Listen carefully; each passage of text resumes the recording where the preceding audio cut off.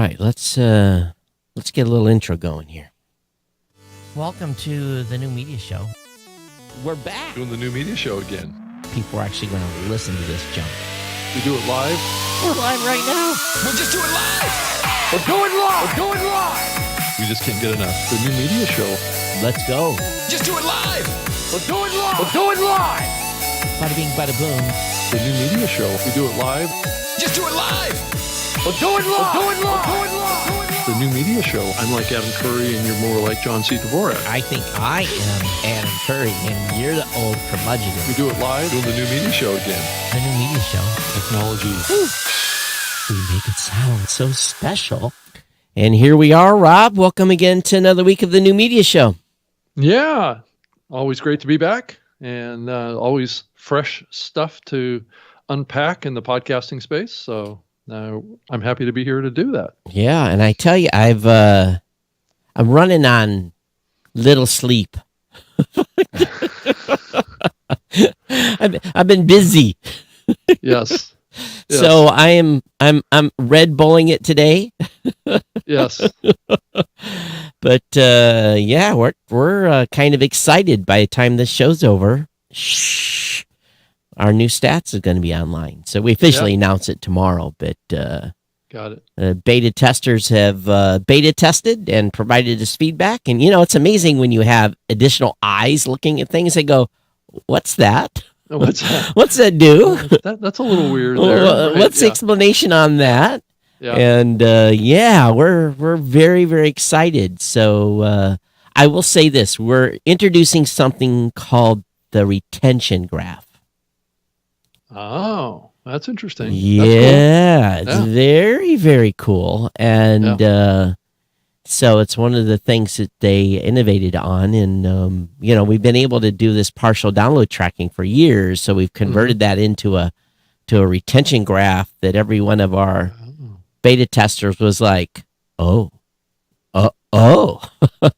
it's like I understand. the light gets turned on brighter and brighter the longer they think about it. Yeah, Right? It's probably one of the things I like most about the new platform. But we'll have a blog post up tomorrow. People can go look at you guys can go look at the images if you don't have an account. And and as soon as the show's over, I'm going to send the embargo over to the press release and stuff over to James and the folks at so maybe it'll be in Pod News tomorrow, but awesome. Yeah, I see that it was teased in Pod News. I think it was yesterday. Yeah, it was something teased. was coming. Something was brewing. Yeah, so the team has worked really, you know, it's one of those things like you guys came up with Libsyn 5, you know, it took forever to get those things done, right?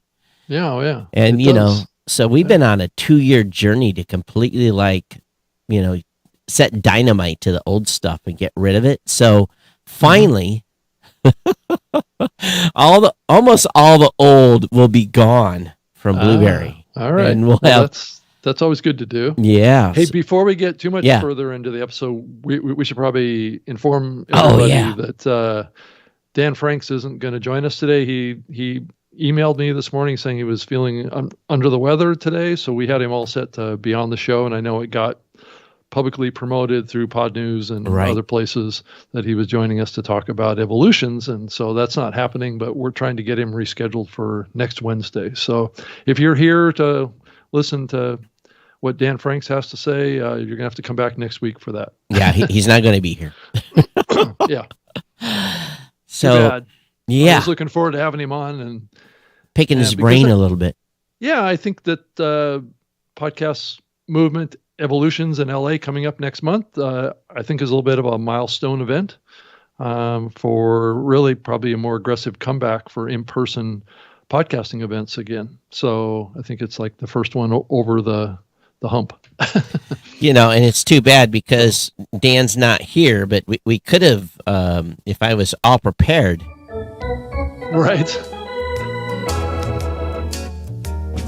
Dan Franks. Talking about. So anyway, I think Dan's heard that a few times before. But it is fun. But yeah, I mean, I think podcast movement evolutions. It's going to be quite an event in Los Angeles. I'm going to be curious to see how many people make it to it this time. I think things are going to come back a little slower than I think we'd all like, but there's a barrage of events coming up going through March. Yeah, so and there was through May actually. Yeah, but I was kind of astounded. I was doing an interview with a podcaster that's been in space 3 years. Mm-hmm. She's actually going to be our podcaster of the month next month. And I said, "Are you going to be at Evolutions?" And she goes, "What's that?" And so I've been telling people too. There's a lot of people who don't know about it. Have no clue. So they don't know about the newsletters. They don't know about. They're just completely. They do their podcast, right? And they're completely disconnected from the community events and stuff, right? Right. So I think we have to do a better job. We announce it in our newsletter, and that, of course, when you have I think we go to about 80,000 people in our newsletter, and we typically get about an 18 or 19% open rate on that. Yeah. So, but meaning they open, it doesn't mean they read it. Right. So, you hope that your promotion of these events gets seen. So, it kind of surprises me that that people are not knowing about industry events. So, if the podcast movement team's listening, maybe some advertising somewhere needs to be. And this gal was in LA. Right. So, oh, yeah. I talked to a person today and yesterday that's in LA that didn't know anything about Evolutions. Yeah. I think a lot of it has to do with there's a lot of new people in the industry, and a lot of them just don't know about these, and they don't know where to go to find out about them, and nobody's talking about it. Right. So, and most people aren't even thinking about going to in-person events that much anymore. Yes, I guess I don't know why, well, I understand why people are, and they're out of the, what's the word I want to use here? They're out of practice to going to in-person events. Yeah. Yeah. And I think that's a big reason why it's going to be slow to come back. Well, I hope not. Yeah. Well, I think you have to be realistic. I think it is going to be slow for these things to come back. Yeah. And LA and California having been pretty strict on things for a while, the rest of the country is way ahead of them as far as, coming out and, and getting back to normal. At least I'm assuming so, the way it sounds, at least in the news that I hear. Yeah. So you wouldn't know you wouldn't know there was had been a pandemic in my town. You would not know. Well, I mean, you went to CES, so you've seen a glimpse of what's probably going to happen. Well, at CES, it was right at the time when Omicron was like peaking. At its peak, right? It was at its peak. I think I'm hopeful now. People are like, okay, we're through that. Well, we're not through it, but it's on the decline. Yeah, and maybe it's time to get engaged again. So, yeah, I've got events lined up. I've got 2 events in May. I've got, we're scrambling now to get everything ready because there's some things we've got coming down the pike, and so it's like full blown. Let's go meet podcasters again. Yeah, I think May is going to be the biggest month. I think I'm moving towards getting involved in 3 events in May. So, and not all of them are in the U.S. So are you going over to the UK? You going to go over there into that event? It's looking like I may be going over to Radio Days Europe. That's actually in Sweden. So, yeah. And then I think a few days later is the podcast show, which is in London. They bumped it right up against Podfest. So that's right. The crossover day is the 26th, which is the first day of Podfest. Yeah. So that makes it hard. The last day of the podcast show, right? Yeah, ADT, which I'll be going to, is a week before Podfest. Right. So it's all interdispersed in there somewhere, and it's going to be busy. Yeah. Yep. And then the NAB in April, which is not as big of a podcasting event. No. So. Being that there's probably only going to be 2 of us, podcast vendors. Right. Yeah. and then how many ever others come. So I guess I did hear that TuneIn's going to be at the NAB. So, I don't know that they're going to be exhibiting, but TuneIn is more radio streaming stuff. So of course they are. That's right up their alley.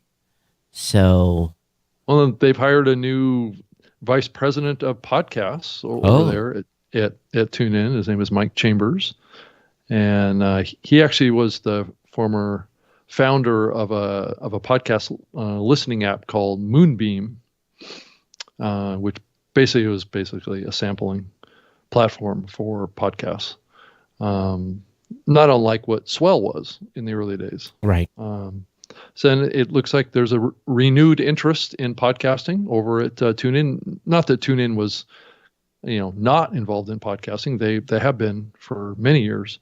It's just that now they've got a full-time person over there that's dedicated to it, that's part of the executive team. So I would imagine that means that there's going to be more of a focus on. So maybe he has some people, or is he the people? Well, he's probably the main people right now, but he's able to garner. Just because they hired him is a sign that there's a focus on it now, right? So there may be opportunities to do more with TuneIn in the future. I mean, it's a pretty big platform.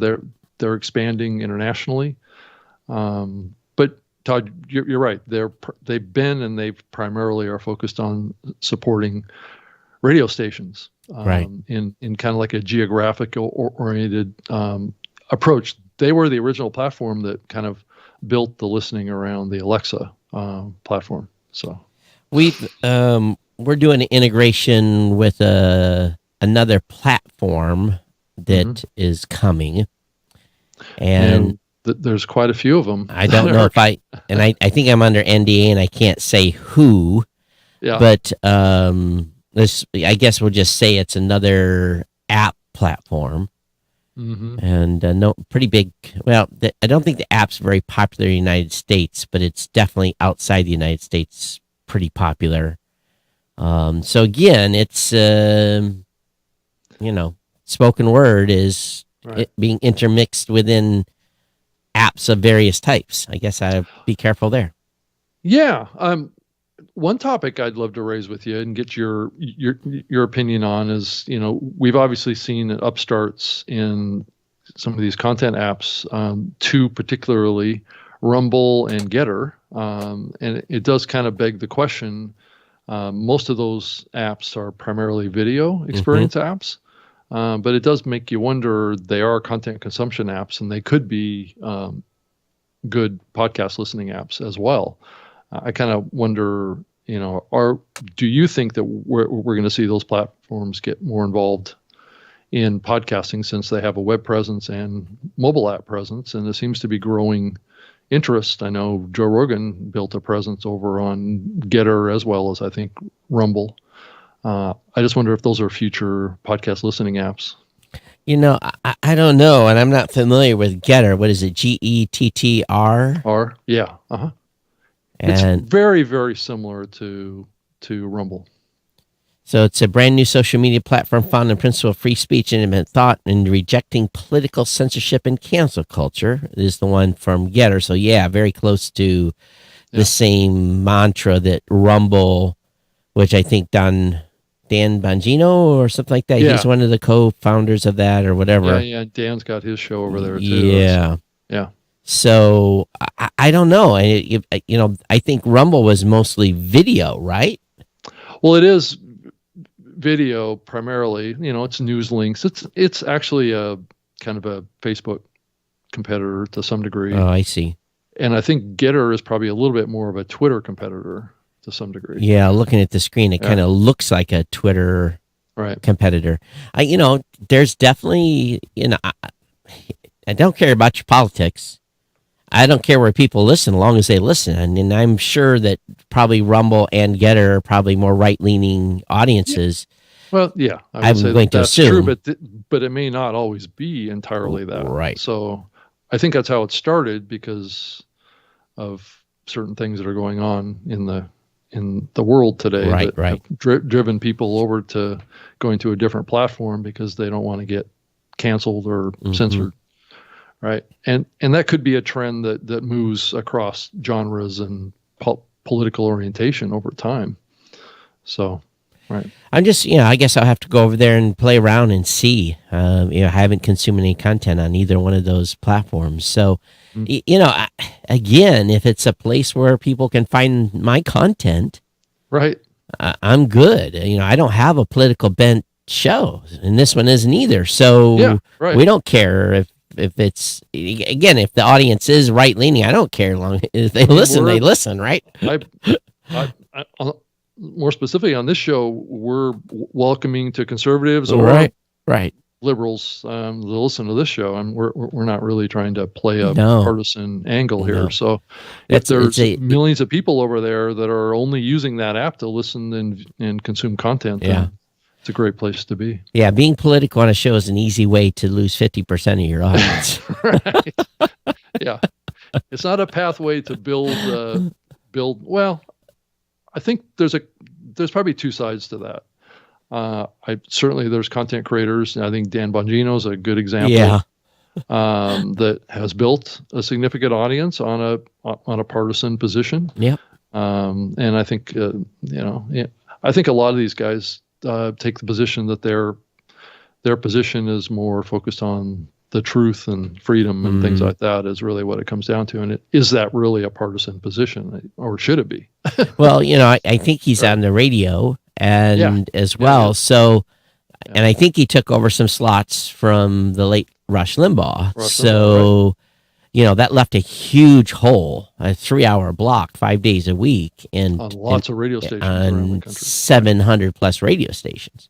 Right. So someone had to become that voice that filled that hole. So, I think him and some others have stepped into that, but it is, I think it's true. Again, it's just like, do podcasters have an opinion? Yes. Obviously. Yeah. Well, some shows, they vent that positioning more than others, depends on the topic. And truth and how should we say it? Freedom of speech is really, I think, at the end of the day, that's kind of what it's all about. Yeah, right. I think so. Yeah. But I guess we'll see. I think there's a place for it. Now, there'll be some people that say, no way, no how will I ever have my content over there. But that's the beauty of podcasting. You get to choose. You have a choice. You get to choose where your content is. As a matter of fact, I've heard some people recently, they're pulling their shows off Spotify due to the Joe Rogan controversy. So, there's people that are bailing out over there. And I think that's the beauty of podcasting is you decide where you want your content to be distributed to. Well, that's the definition of freedom and freedom of speech, right? Is that, and that's where it should live, is that listeners as well as content creators can opt in or opt out. That's right. That's the power of it, right? Yep. Nobody's forced to listen to anything, so at the end of the day, it's really. I've been to my dentist's office and been forced to listen to some pretty bad music before, so right. You can tell that they subscribe to some. Some track that is definitely not where they have to pay royalties on. I think it's I think they call that elevator music, Todd. Is that right? It is. It's kind of like that. Yeah, exactly. Yeah. But so anyway, I thought it was interesting. Pod News had this first annual report card thing for the podcasting industry. Did you check on this at all? I have not clicked on that link. I was tempted, but wanted to wait. I'm sure you have clicked through already. Well, I don't know a lot about it anyway, but I know that I got linked up with some tweets from the Pod News folks about getting in there and giving my input. I think it's just a way for James at Pod News to gather input from the podcasting medium, people in general, to input around ways that the podcasting medium can be improved. And it may be a funnel to some degree for the podcast, the podcast index folks, podcast 2.0 initiatives about how things can be improved, and if you look at individual platforms, how can each of these platforms be improved, and it's just a funnel for ideas. The only thing I don't like is I have to give. Well, I guess I don't have to put an email address. Your email is. Oh, that's interesting. So here's, I don't have to put my name. I can actually show you what they're asking for. Let's see if I can get it up on the screen. He said he put a lot of code into this. SurveyMonkey, James, is a great application to run this type of stuff from. It's a relatively inexpensive apps and listener experience. Talks about Apple, Spotify, Google Podcasts, other directories and content, Apple, Spotify, Google Podcasts, Podcast Index, Insights, again, monetization, innovation and publishing, standards, and it just talks about the big, overall. So it's kind of interesting. All he's looking for here is, as a publisher, how would you rate the following podcast apps? Do they do a good job of helping your listeners find, follow, subscribe, and listen to your show? Do they offer the features you want to offer? And they basically have a 5-star system, and it's really, what about Amazon Music? What about, there's a whole bunch missing here, but he just has 3. Apple Podcast, Spotify, and Google Podcast. I think he's just pointing at the 3 biggest, right? If those, in fact, are the biggest. Yeah, they are. I would say that, yeah. Yeah, at least generally they are. Yeah. Generally they are. Mm-hmm. And again, I think it would run a little bit. Well, anyway, so I guess he's going to create a report card. I thought there was going to be more to it than that. I think it's trying to be fairly simple with it. And people can get in and get out and answer questions real easy. Right. I don't think you want to make it too complicated because nobody's going to spend that much time on anything. And then on another topic that's going on, it looks like Audio Boom is on the purchase block. I don't know if you saw this, Todd. Oh, hang on. Tom Webster made a comment, but YouTube is top 3. Okay. Got it. All right. That makes sense. Yeah. Yeah. True. Not for this show. Not for any of my shows. Right. It's not for every podcast, that's for sure. Yeah, I think for maybe some top shows, it's top 3, but yeah, I still wonder. I'd like to talk to some of those people. I'd like to be on listening to Tom Webster's team that talks to these people and hear what they have to say about YouTube and podcasting. So yeah, I would love to get somebody from the YouTube team on here talking about it. All right, at some point. Yeah, but anyway, go ahead. Yeah, I was just going to talk about Audio Boom. It looks like they're kind of being bounced around as an acquisition target by some of the larger podcasting companies like Amazon and Spotify. Who isn't an acquisition target right now? Well, it's and who hasn't been for the last 2 or 3 years? Right. Yeah. Right. Yeah. But I guess the market cap for Audio Boom has been going up lately. It's at $370 million. So it's a pretty significant. That's a big number. Acquisition target, I would say, for a platform that doesn't really host anything. So. Well, they do, don't they? I think they partner for that mostly. Oh, that's interesting. I believe Spreaker has been doing all their ad insertion technology. So for many years. That's interesting. Yeah, I didn't know that. Yeah. They don't even use their own tech. They just have the sales team.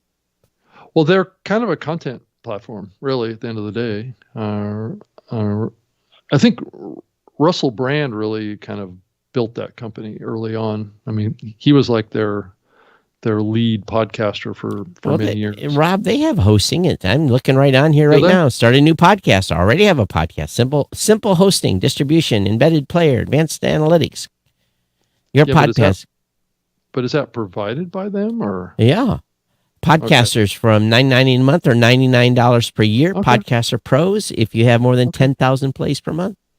So it looks like it. Looks like they are then. Good. I thought so. I thought that they were outsourcing. Maybe all they're doing is outsourcing some of their tech. So yeah, potentially, yeah. Yeah. So I don't know if that's changed. I mean, it used to be that way. Right. And then what are some of the other things going on, Todd? To be honest with you, I've been so focused on essentially tomorrow for us that I've had very little time to even come up for air. So that's just I haven't been sleeping much. So just been busy. I get the newsletter. I read Pod News, the daily, and I read those that come through. And if it isn't in there, I don't know what's going on in the space. But it's definitely. I think we're back to norm. To be kind of honest with you, it's not people like pre-pandemic. Yeah, I think we're back to pre-pandemic norm as far as business-wise goes. Yeah, I did notice that Apple has added Pinecast, Podigy, Red Circle, and RSS.com to its podcast hosting providers page, which is always listed all of the podcast hosts that provide podcasts to Apple. So I thought that was interesting. A little change. There was an interesting question asked, and I don't think it was in a public forum. So I guess I can talk about it. There's been apparently, and this is more of a technical discussion, there's apparently been some of the ingesters, or one specific ingester of podcasts, are seeing double GUIDs in a single feed. In other words, 2 episodes of a podcast having the same GUID. So 2 separate feeds? One feed. One feed, 2 posts. 2 posts with the same GUID. Oh, okay. And they were asking for advice on how they should handle that. And since the inception of podcasting, that GUID can travel with you if you move from host to host. Like when we import, and so do you guys, when you guys import a podcast, right, that GUID comes with the show. So it should, because if it doesn't, it's going to trigger another download. A mass download, right. Right. So apparently someone's tech, and they haven't said who, someone's tech is screwed up and is putting the same GUID twice, which is pretty bizarre if you think about it, and how that's typically generated. So, somebody's replicating the feeds, and they've got to plug in their replicator. Something, yeah. And long story short, basically the consensus of everyone that piped in on that was that the first one is master, the second one you ignore. Right. You basically, and then actually in a feed validator check, like if you go over to Cast Feed Validator and check your feed, it would make the feed invalid if that showed up with 2 GUIDs. It actually should. That would make sense. Yeah. So, but it was interesting on the person that asked it, because they see a lot of feeds, and it was kind of curious, and no names of who or what. Yeah, did you see this link in Pod News? I think it was yesterday, whatever, a podcast market data for your presentations. James posted a link to slides that you can get off of his page that you can use in your presentation that show kind of general podcast trends. Like he's got a slide in here that says, he breaks down the monthly podcast listeners by country, right? So the U.S., the UK, Canada, and Australia, and what the percentage of listeners. This is all the Edison research stuff, right? From the Infinite Dial 2021. So he's making that. So if you are doing a presentation about podcasting and you're looking for kind of more generic kind of podcast industry metrics, like how many total listeners in the U.S. in 2021. He does. What's the ad revenue growth chart look like through so 2020? He's actually reusing Tom's slides, or does he make... Right. Well, Tom's data. Okay. Right? Is it being attributed? Well, it's actually, yeah, it is. Okay. Actually, one of the slides is from Edison. The other slide is from PwC and IEB data. Okay. And then the other slide is sourced from Chartable. So he's got in here showing $842 million in ad sales revenue in 2020. You get that from IAB? From the IAB PwC research. And then the new podcast growth by language chart, that's actually was put out in December 2020 by Chartable, and it shows... of 2020? Yeah, that's a little old. It is a little old, yeah. You know, that may be the latest data that's publicly released.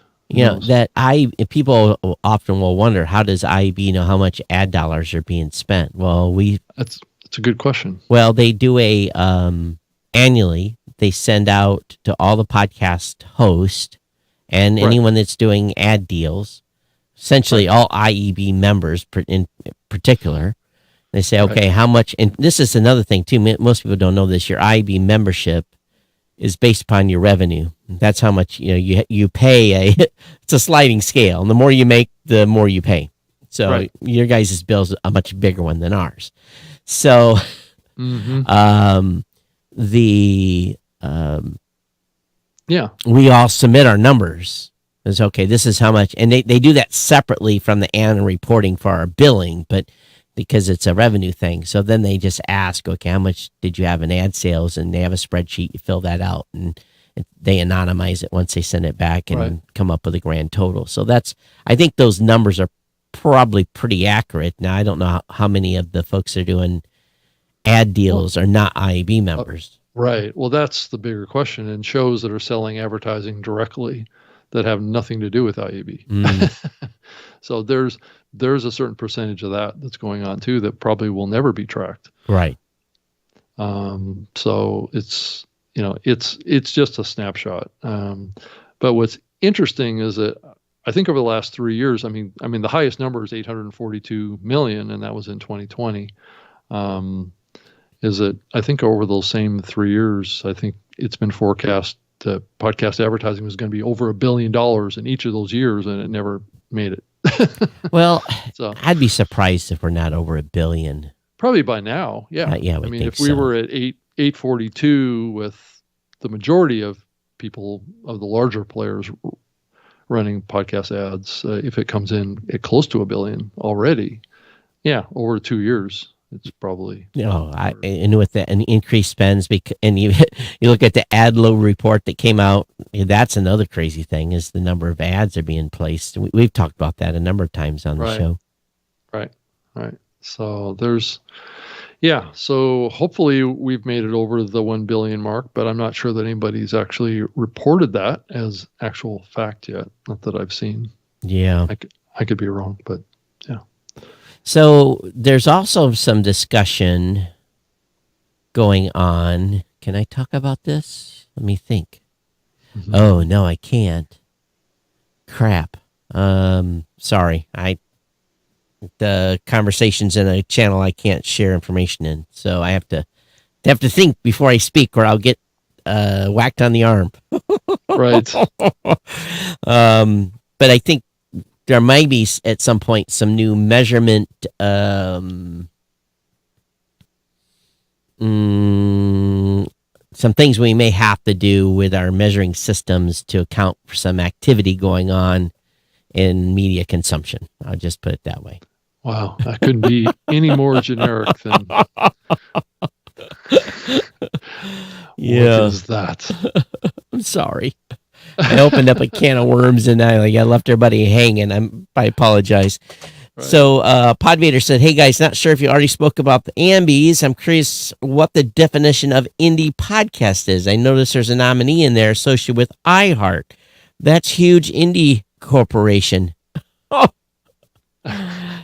So an iHeart show. The board. I mean, it's a topic that the board's been wrestling with. Is how do you define an indie show these days? It's not someone. Clear. It's not someone that is being paid to produce by iHeart. That's not an indie show. Sorry. Yeah, that's true. Oh my God, that's curious. Yeah. I haven't looked at the list. I heard you. I know the email came in, and supposedly voting's going to open at some point.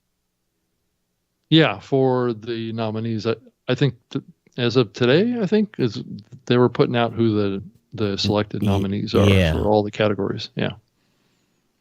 So, yeah, that's a little, it should not be hard to define what an indie is.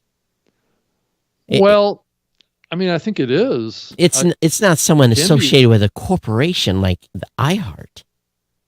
Yeah. Well, how deep is that association? Well, if they're a iHeart show.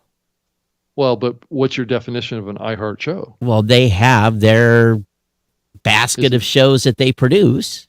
But is it an owned and operated show, or is it a show that's created by a outside content creator that they have an ad deal with? So that's where you get in the weeds of the definition of this, right? Joe Rogan, for most of his existence, was an independent podcaster. That's right, because he was independent. Right. But just because he's done a royalty deal with Spotify, does that make him not an independent podcaster? So maybe that definition... He still owns his content. Maybe that definition has to be changed. Maybe then it has to be a independent content creator taking no advertising. Yeah, but I don't know about that. Does that make sense? Well, I don't know. Because an independent podcaster can take advertising, right? We consider a show that is taking advertising to be a commercial podcast. A commercial podcast, but they can still be an independent podcast that's commercial, right? That's true. So I think that the definition is a little hard to define in certain situations, and I think some podcasters take offense to being defined as a corporate podcast. When they're independent, they still own their content, but they just have a licensing deal or a distribution deal with a particular larger company, right? I think if you got a distribution deal like Joe Rogan, you are not an independent podcaster anymore. Yeah. Okay. In my opinion, but yeah, we can define it that way. Well, sure. We can define it, but right. What's that going to matter? No, we're not being listened to. Ambi's obviously picked an iHeart show. Right. Well, I don't know. It's a good one. It is a good question. I'm not sure that, I know we've had lengthy conversations on the board, on the board of governors at the Podcast Academy about this topic, is how do we define it? And we do have a definition for it. It's just not always 100% clear, depending on the relationship the content creator has to a larger company. Mm-hmm. Yeah. I think it's hard to define. That's why I stuck to categories. Yeah. Because it's just... But yet we want to be embracing of independent podcast creators, separate from the corporate podcasts, right? So there's a desire in the community to have that as well. So it's hard to cater to everybody's desires. Podvader says, I don't have the answer to this either, but this has been the main concern I've had with association being associated with a corporation. Note, I now work for a media corporation. You cannot be considered indie. Tom says, it's easy. Who pays you? Yeah. So I think if you have earned your own, in other words, like my show, my Geek News Central show, it's not I represent my show, and my sponsor pays me.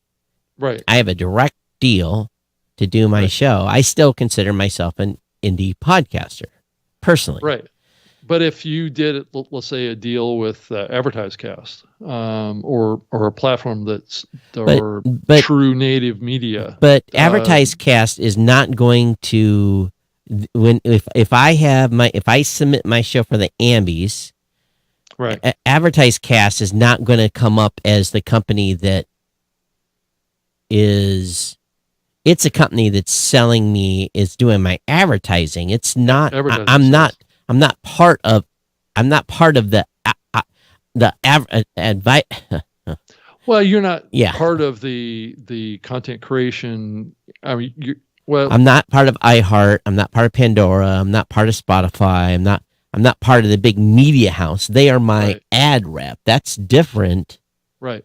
So it can't be just ads who provides you money, right? Because then that would include more than just those that are associated with iHeart. Right. Because if someone is being repped by Advertised Cast and they're still an independent show, I don't consider. Well, are they? Yeah, I still consider that indie because they're doing it on their own. Right. But then again, what happens when that show has 25 people associated with it? So is there a size component? That's where it gets complicated. Gets a little hazy, right? Yeah. And hard to accurately define. And it's also a personal thing too. I mean, a show may want to consider themselves to be indie and may feel a certain amount of offense that everybody thinks that they're a corporate show, and they still own their content. They're partnering for growing their audience, and they don't want to be seen as a corporate podcast. It's a difficult. Yeah. Dave in the chat area. says, but even other shows you represent are indie. That's true. We know that. Mike Dell says, for Podcast Insider, I get paid to do it, so I'm a corporate podcaster. That's true. If you're paid by them like an employee, right? Yeah. Or if you're owned by a larger media company, if it's owned and operated, right?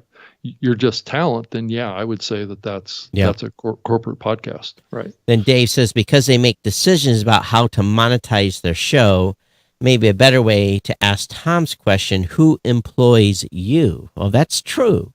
Yeah. Yeah. Who employs you? I'm employed by Blueberry Podcasting. Mike's employed by Blueberry Podcasting. We do Podcast Insider. It's a corporate show.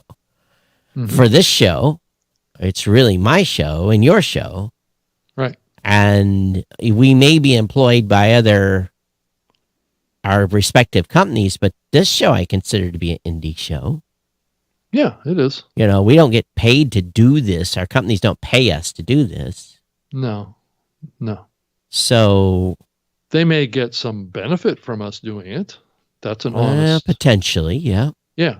Or just based on the fact that I'm an employee of Lipson and you work for Blueberry, there's an associational benefit. That's true.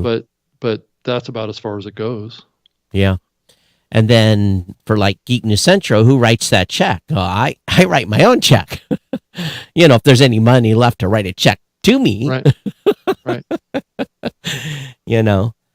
Tom says, that's it, Dave Hamilton. Who writes your check? So if you are on iHeart and iHeart is writing your check for you to do that show. Yeah, right. For you to do that show, not the advertising. Right. Then I think you're no longer an indie podcaster. Yeah, I would say. I think you're probably considered to be more talent. Well, no, if you've let's say iHeart reaches out to us, says, Todd, Rob, we want you to come over and be exclusive to iHeart. We're going to write you a check based upon this much, and we're going to do advertising representation. There's more to being an iHeart show than just getting advertising representation if you're exclusive over there. So it's kind of like being a part of a network, I guess, is kind of what it is, right? Right. So if you're part of a network, but even that is a little gray. Well, okay. Not all networks are owned and operated. Yeah, Tech Podcast Network is owned and operated by Raw Voice, by Blueberry Podcasting. Mm-hmm. And the network itself provides advertising opportunities to those podcasters, and we write them advertising checks. We don't write them talent checks. Right. And they are not locked in to be part of the network. So I know some people get a check to be on a network. They share in, they're paid to be there. So I think or if you sign a contract to be there, it's complicated. Yeah. Tom says, it's personal too, and it's personal too. I mean, people want to be seen one way or the other. Some people want to be seen as a corporate podcaster. Other people want to be seen as independent. Yeah. Tom again says, I'm not sure. I have an indie podcast. Edison signs my checks. So Tom's not sure. I would say Tom probably... Tom's a lot like us, right? But does Tom do the podcast at the direction of the employer? That's a difference. I would say that the episodes that he does for the Infinite Dial or the Share Ear, I would consider those to be a corporate podcast. Right. What he does as his own personal podcast is more like what we do here. Right. And he talks about stuff that happens at work and stuff he comes across and, right. Same thing. So I would consider that to be an indie podcast too. I would too. Yeah. Yep. Tom Webb. Oh yeah. Dave Hamilton said, is their show yours or is it Edison who has editorial control? Yeah. Tom agrees with it. He says, I'm a lot like you. So yeah. Because but I guarantee you one thing, Rob. I say something completely off the wall, I'll be called to the table. Yeah, I will be called in front of the board and said, why did you say that on the new media show? So I'm not necessarily well, we do have to be careful of confidentiality issues as it relates to all of our business relationships, whether it be our employer or outside of that. So I think that just goes without saying. That's why we like it when people send us little tidbits in email. Because then it's not us. And tells us stuff that we don't know, or we're, maybe we know and we can't say anything, but then someone sends us an email and we can talk about it. Yeah. So, yeah. I mean, because I would say we want to be as transparent as we can, because I think it's helpful for the podcast community to hear kind of inside the ballpark activities that are happening, so they can prepare themselves or and have I think an understanding about what's coming. People have been listening to the show long enough also know, like just earlier I caught myself. I thought, I heard that in a forum I can't talk about. And then there was like talking about a new platform that we're integrating with. I can't say who the platform is because I'm under NDA on that, but I can say there's another platform coming. Right. And so again, it's like, I know sometimes people get irritated with us, but it's, I've signed a piece of paper and maybe I shouldn't even hint that there's something coming, but I don't feel that's outside of to me, at least it feels like, hey, something's coming, be prepared. There's going to be a new distribution point. Can't say who. It was like in the early days when you and I both were under NDA with Facebook and stuff was going on there. And then they finally started publicly announce stuff and we could kind of talk about it. Yep. So, and sometimes stuff never comes to fruition. I've had conversations with groups and companies and then nothing ever. And if I'd have said this company's going to do this and then they didn't do anything, well, I could hurt them. Yeah. That's true. So I've got good news that 7 out of the 8 podcast Hall of Famers are going to be in person in Los Angeles. So awesome. Only one is not going to be able to make it, and they'll make a video. But it just happens to be that they're traveling on the road during that time. So okay. And then and it looks like that the Infinite Dial, Tom, is going to be presented at Podcast Movement. Is it going to be the day before the first day? It's first the day on the 23rd of March. The research, Tom's going to do it, I'm assuming, up on stage. So, yeah. Tom gets to walk and talk. He does. Do his thing. And we'll see if he feels comfortable enough, being up on stage without a mask this time. Well, yeah. When you're 100 feet away from someone, I would think so. I don't know what are going to be the rules. The podcast we'll have to ask Dan when he comes on. Are they going to be a mask? He'll say they're going to follow whatever the county says. Well, and also whatever the hotel. Yeah, that's true too. Right. So I think that'll be interesting to see how that plays out. I've got to get my airline tickets booked. The airline prices are, oh my God. Wait till you get ready to book your international flight, Rob. See how much that flight cost. I've already looked. It's actually not that bad. I mean, if you book it out far enough. Yeah, what it is because there's been a limited number of routes now that the system is starting to get going again, and they're bringing on more flights. It's just the availability's been tight, and yeah. I need to get in and book that because I had an idea it was a certain amount to fly to Copenhagen, but yeah. I have not been, but I may have a chance this summer to go. Awesome. That's great. That's great. Yeah, to where? Sweden. To Sweden. It's specifically. And it's CES related. It's not podcast related. Got it. Yeah. So trying to think anything else happening. I'm just kind of looking through the stack from last week, and I think everybody's just got their heads down. But I tell you, Podchaser's got some guts. They're looking to get sued by the New York Times. Really? Have you heard of Wordle? Wordle? No, I haven't. Okay, Wordle is some game thing. Anyway, just Google it. You'll find it. New York Times bought Wordle. It's going to go in the same place that they're, they have the puzzles. And Podchaser released Poddle. Oh, no. Wordle, Poddle has the same. I'm like, okay, fly under the radar, but I don't know if I'd want to be the one doing that and getting a cease and desist. It looks kind of the same. So, they can have fun with that one. I think if I'd been on the advisory team, I'm like, let's not call it that. That's too close to the other name. And I don't want to be on the receiving ends of a cease and desist from the New York Times. That probably wouldn't be a good idea. Yeah. Paul Spain, you know who Paul is, right? Yeah. So he has said that, in Pod News, that Facebook users rolled out audio rooms across the world. And there was Paul Spain had done one from yesterday. All rooms auto record and post your profile unless you don't want that. They work on iOS, Android, and the web. And but according to this, they still don't see podcasts internationally. So, so it looks like the Netherlands. There's an organization, Dutch organization, that posted a top 2021 podcast list. That was interesting.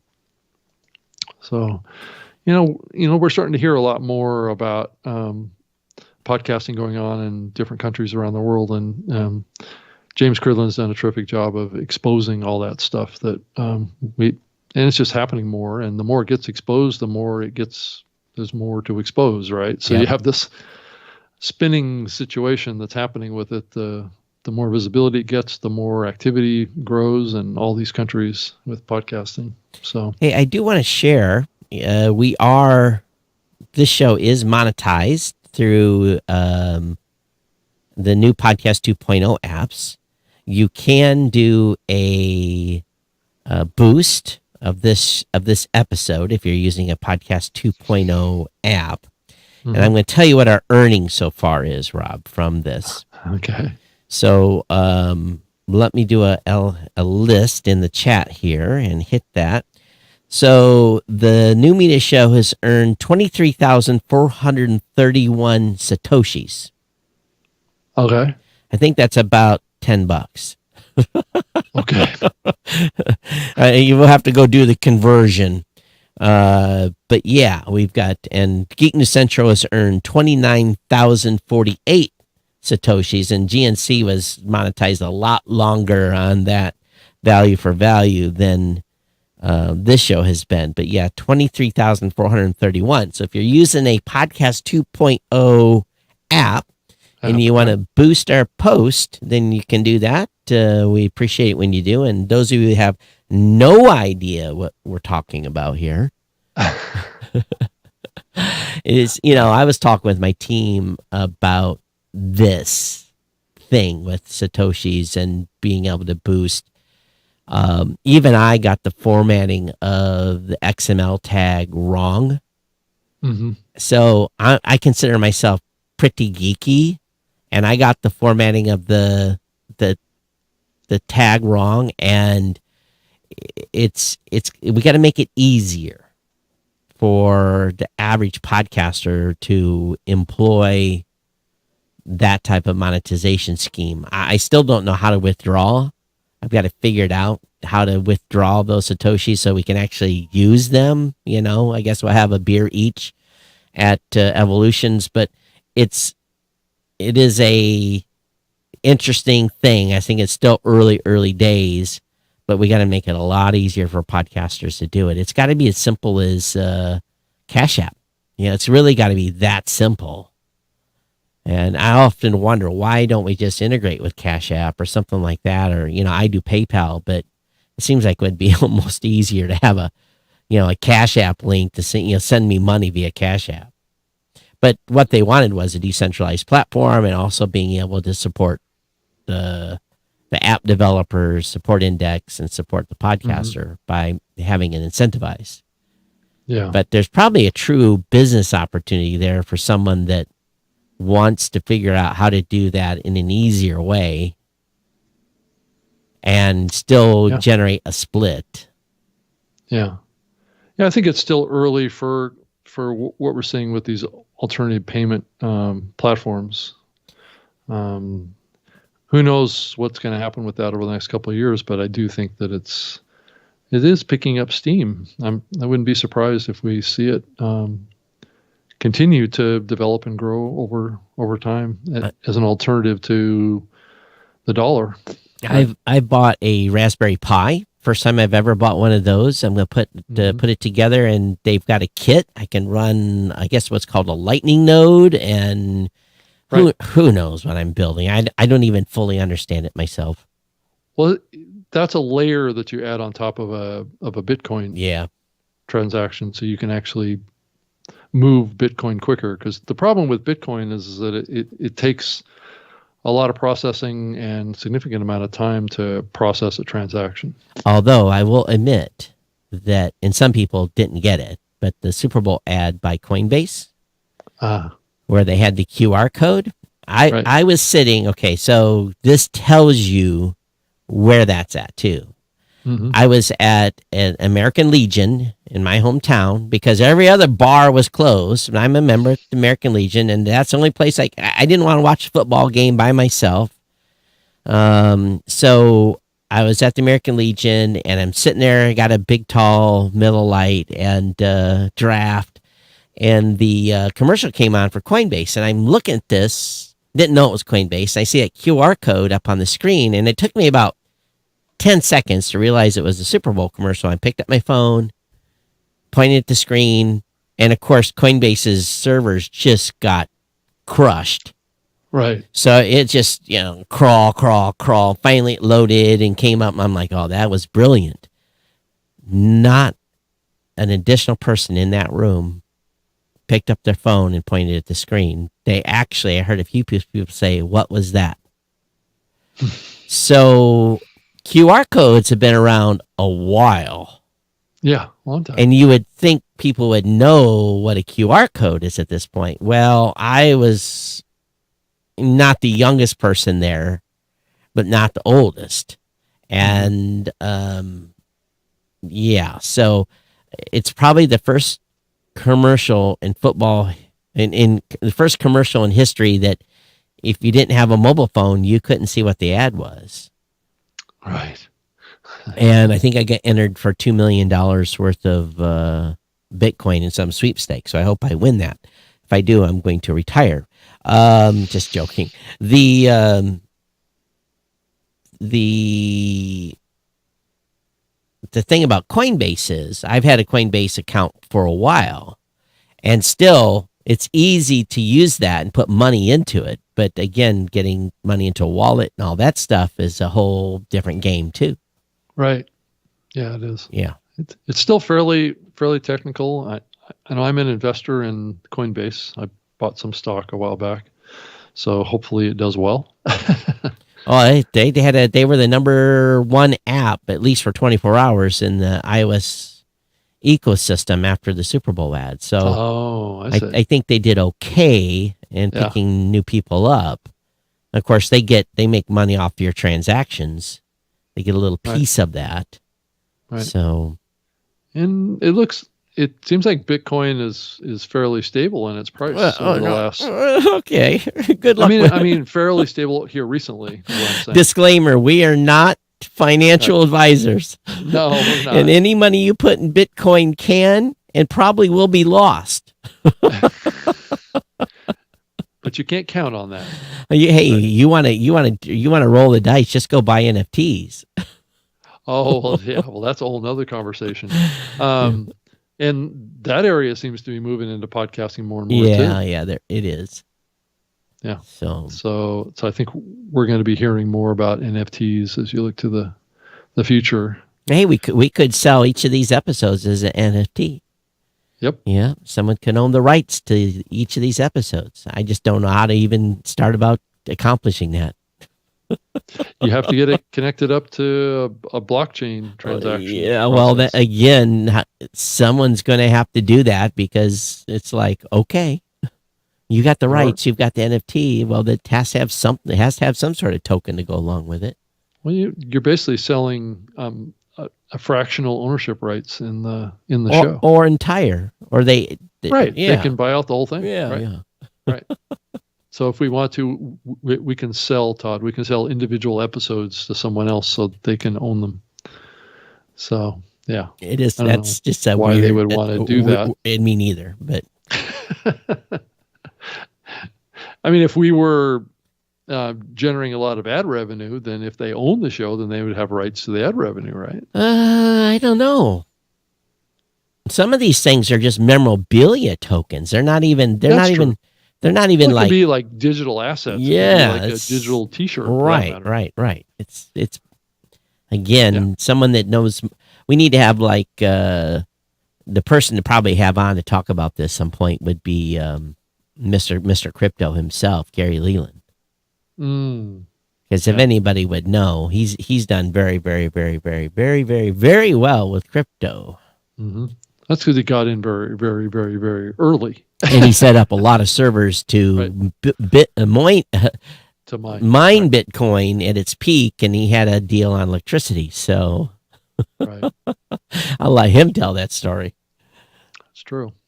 That is true. So and I'm not quite sure how artificial intelligence is going to play into the future of podcasting either. It's going to be interesting to see how that plays out. Hopefully nothing. Well, you think about like a platform like a Descript, and you start thinking about being able to create digital versions of us, right? That can. I was over there playing with it. I shudder to think about I was over that. there the other day playing around with it, trying to create a digital version of myself over there on Descript, where you could basically type out a script, right, of an episode, upload it up to there, and it would create a spoken word version of me. Did you sound like a robot? No, not too bad. I think it depends on how you train the engine. I think if you are able to voice it in a way that sounds natural, but you still have to script it. You still have to script it. So if you're going to script it, why not say it? It's not that smart yet. Right. Yeah. But I think AI is being applied here too, to be able to better generate. And I think that there are platforms now that are popping up that are enabling the auto generation of content, video as well as audio content. Yeah, it's scary. You won't know what's real. Well, yeah, I think we're already in that era of not entirely knowing what's real and what's not. I think you can, through the Descript platform, you can edit text and it will edit the audio. Now if you train it, you can actually add text to your transcript and it will add the audio to your audio. Okay. It goes the other way now too. It isn't just editing the text and it edits the wave. Right. The audio wave. It can go the other way too. So if I want to add a word, I can add a word. Yeah. Those types of shows should come with a disclaimer that this show's been created with artificial intelligence. the voices you're hearing are not real. They're not entirely real. I mean, see, that's the other finer point on this, is that some of it may be real, some of it may be not. And it just goes back to people being able to misconstrue words. You take a, something you have said live, right. Keep your masters, people. Always keep your masters, because if someone goes in and does this and alters your voice and alters your script, then, it could be, you have to, you may end up having to defend yourself. Well, that's the dangers of putting your audio out publicly, right? Is that anyone can grab that, potentially download it, and then upload it to a training tool like a Descript, train the tool to sound like whoever is the voice of the audio that they downloaded, and generate versions of that in that other person's voice, So right. Yeah. So it's a. Yeah, I think it's going to raise some questions in the podcasting medium going forward around authenticity of audio at some point, Well, it's hard to, when you're doing video, you say what you say and it's there. I think it's going to be very, very difficult to copy us and insert new words if we've got video to back it up. That's possible right now with, I think, the video editing tool in Audition? I think has the ability to edit the video to change the mouth movements, right, to match up with. It's even more audio. Scary, right? So I think you can generate video that has that same kind of, computer-generated voice, and it will sync to mouth movements of an image. So, right. Yeah. So there's a lot of kind of blending of this technology, and you start thinking about artificial intelligence, you think about machine learning, you think about auto-generation of content going forward. And I think it's happening on YouTube already. I think that there's entire channels that are being auto-generated by AI technology right now. Well, I'm definitely not in the YouTube game. I don't have time to even watch YouTube as of late. Mm-hmm. Yeah. So it's interesting. Yeah. Well, yeah. I think we're way off topic today. I don't know if there's a lot more to talk about. Yeah, I think we're almost to the end anyway. Yeah, we're close. Well, we've got 20 minutes, but it feels like we're digging today a little bit. Anybody in the audience got anything that you want us to cover? We've got a few people listening today that have checked in. So if you've got anything else you want us to cover, we can do that. I haven't checked YouTube or anything to see if we maybe have anything to say over there. Let me look. Nope. Most of the commentary's happening today on Facebook. But yeah. So I guess I just toot my own horn here. I hope you'll give us some feedback when you see our images tomorrow, Rob, on the on our new stats.